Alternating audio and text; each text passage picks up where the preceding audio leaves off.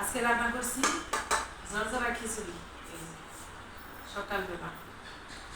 আর ঈদের দিনের গরুর মাংস যে রান্না করছিলাম ওইগুলো।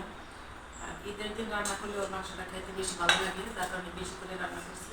এখন গরম তেলে নিয়ে খাওয়া,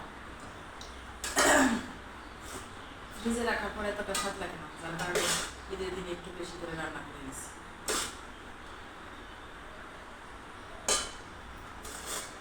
আর কাকুচি লেবু কাটছি, লেবুটা অনেক গ্রাম করে নিয়েছি। আর খিচুড়ির সাথে একটু মরিচ ডোলা করছি খাওয়ার জন্য। আর এই কয়েকদিন বাড়িতে ছিলাম না, তাহলে এই মাংসগুলো থাকতো না, শেষ হয়ে যেত। এক সপ্তাহ হয়ে গেছে, ঈদ গেছে, তারপরে মাংস আছে। আর এই যে আমার পছন্দের প্লেটে খাইতে কিন্তু অনেক ভালো লাগে, নতুন কিনছি।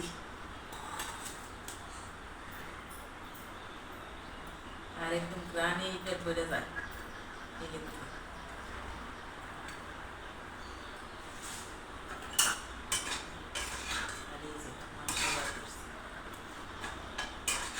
কষা কষা করে রান্না করছিলাম, দুধ দেই নেই।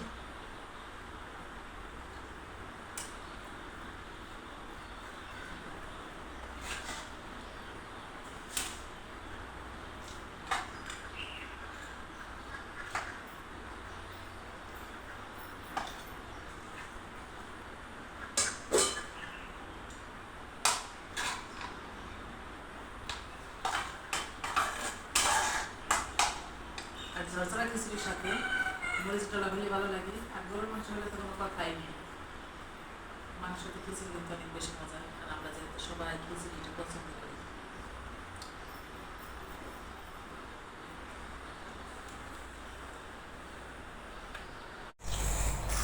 জিরা শুকাইতে দিছি, ব্লেন্ডার করে ফাঁকি করে নিব।